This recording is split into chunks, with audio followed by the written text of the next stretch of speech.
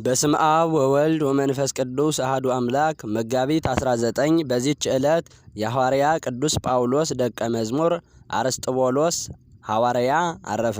እርሱም ጌታችን ከመረጣቸውና ከመከራው በፊት እንዲሰብኩ ከላካቸው ከ72ቱ አርድእት ውስጥ የተቆጠረ ነው።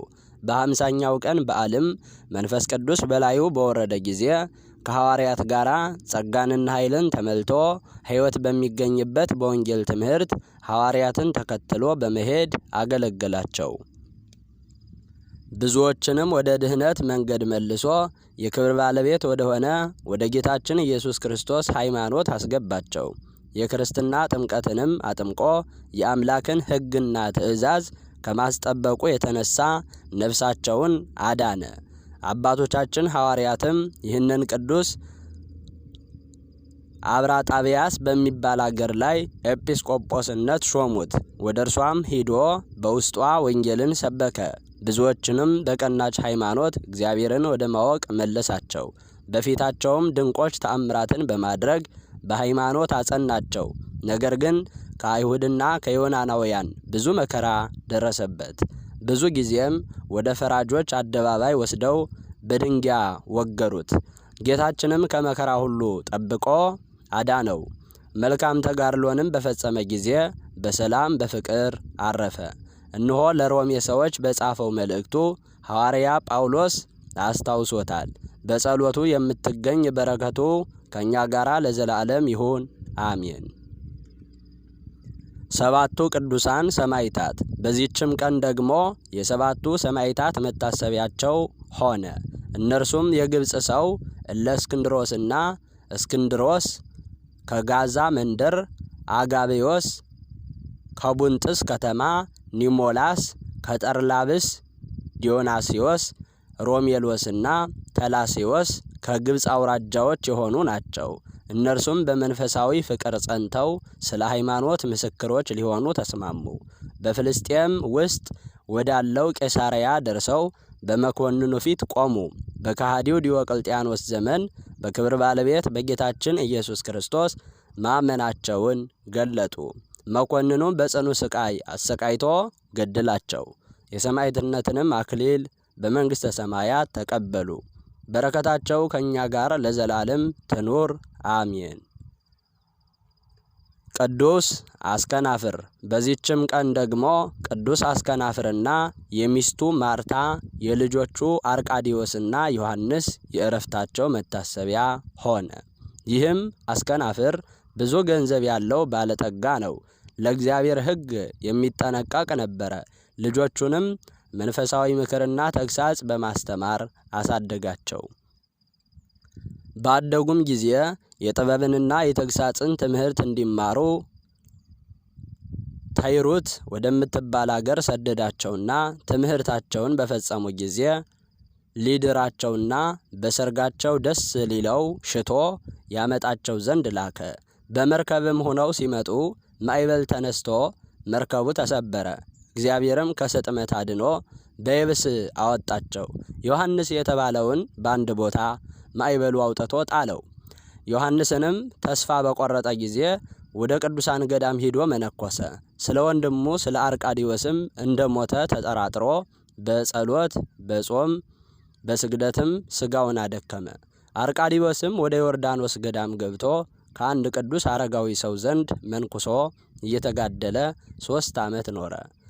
አስከናፍር ግን ልጆቹ በማዕበል እንደሰጠሙ በሰማ ጊዜ ከሚስቱ ጋር ማቅ ለብሰው አመድ አንጥፈው እያለቀሱ ተቀመጡ። በአንዲትም ሌሊት አስከናፍር በሕልሙ ልጁ ዮሐንስን በራሱ ላይ ከዕንቁ የተሰራ አክሊል ተቀዳጅቶ መስቀል ይዞ አየው። አርቃዲዎስንም በኮከብ አምሳል የሆነ አክሊል በራሱ ላይ ደፍቶ አየ። ከእንቅልፉም ነቅቶ ለሚስቱ ያየውን ሁሉ ነገራት። ከዚያም በኋላ በየአድባራቱና በየገዳማቱ የልጆቻችንን ወሬ እንመረምርም ዘንድ ተነሽ እንሂድ አላትና ወደ ዮርዳኖስ ሂደው ከመጥምቁ ዮሐንስ ገዳም ደረሱ። ልጃቸውን አርቃዲዎስን ያመነኮሰውን አረጋዊ አባት አገኙት። ችግራቸውን ነገሩት። እርሱም የክርስቶስ ወዳጆች አትዘኑ፣ ወደ ቤተ መቅደስ ስትመለሱ ልጆቻችሁን በሕይወት ታገኟቸዋላችሁ አላቸው። ደስ እያላቸውም ተመለሱ። ዮሐንስንም በመስቀል በዓል ሊሳለም መጣ። አረጋዊውም ጠርቶ ከአርቃዲዎስ ከወንድሙ አገናኘው። ተያይዘውም አለቀሱ። ደግሞ አስከናፍርን ከሚስቱ ጋር ጠርቶ ከልጆቻቸው ጋር አገናኛቸውና በላያቸው ወድቀው እየሳሟቸው አለቀሱ። ከዚያ በኋላ ከዚያ አረጋዊ ዘንድ የምንኩስና ልብስ ለበሱ። ሚስቱን ማርታንም ከሴቶች ገዳም አስገባት።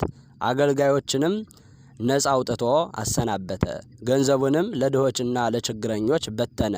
ከገዳምም ገብቶ በጾም በጸሎት ተወሰነ።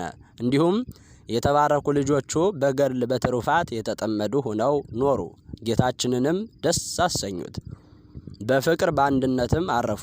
በረከታቸው ከእኛ ጋር ለዘላለም ይኑር አሜን። መጋቢት 19 ቀን የሚከበሩ ዓመታዊ የቅዱሳን በዓላት ቅዱስ አስከናፍር፣ ሚስቱ ማርታ፣ ልጆቹ አርቃዲዎስና ዮሐንስ። ቅዱስ አርስጥቦሎስ ሐዋርያ ከ72ቱ አርድእት የቅዱስ ጳውሎስ ደቀ መዝሙር።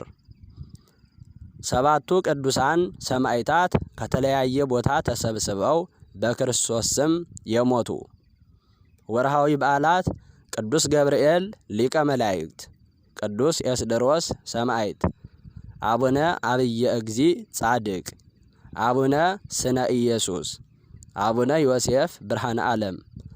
እንግዲህ ወንድሞች በስፍራ ሁሉ አለ ቁጣና አለ ክፉ ሐሳብ የተቀደሱትን እጆች እያነሱ እንዲጸልዩ እፈቅዳለሁ። እንዲሁም ደግሞ ሴቶች በሚገባ ልብስ ከህፍረትና ራሳቸውን ከመግዛት ጋራ ሰውነታቸውን ይሸልሙ።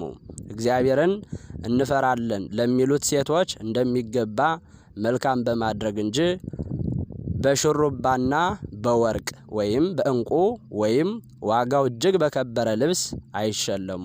አንደኛ ጢሞቴዎስ ምዕራፍ 2 ዘአቅረብኩ ማሕሌተ ዘኪሬ አእላፈ እምለተ ጸምዱከ ዘልፈ ለእለ ያነብብ ተወከፍ ዘንዴቴ መጽሐፈ እንተረሰይከ እግዚኦ ጸሪቀ መበለት ወቁፈ እምእለ አብኡ ብኡላን ዘተርፈ ነቢያት፣ ቅዱሳን ወሐዋርያት፣ ሰባኪያን፣ ሰማዕታት፣ ጻድቃን፣ መላእክት፣ ትጉሃን፣ ደናግል፣ አዲው መነኮሳት ሄራን ባርኮ ባርኮ ጉባኤ ዛቲ መካን እስከ አረጋዊ ልሂቅ ወምንዑስ ሕፃን ለዘጸሐፎ በክርታስ ወለዘአጸሐፎ እንዘይደርስ ለዘአንበቦ ወለዘ ተርጎሞ በልሳን ሐዲስ ወለዘ ሰምዐ ቃሎ በእዝነ መንፈስ በጸሎተ እሙ ማርያም አራቂተ ኩሉ እምባይስ ህቡረ ይመሐረነ ኢየሱስ ክርስቶስ።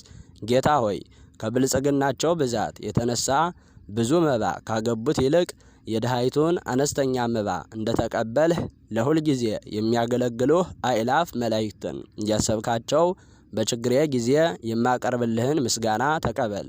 እናንተም ቅዱሳን ነቢያት፣ የወንጌል ሰባኪያን ሐዋርያት፣ ሰማዕታትና ጻድቃን፣ ትጉሃን መላእክት፣ ፍጹማን ደናገላን እንዲሁም ደጋጎች መነኮሳት ሆይ ልጅ አዋቂ ሳይለይ የምንሰበሰብበትን የጉባኤ ቦታ ባርኩልን።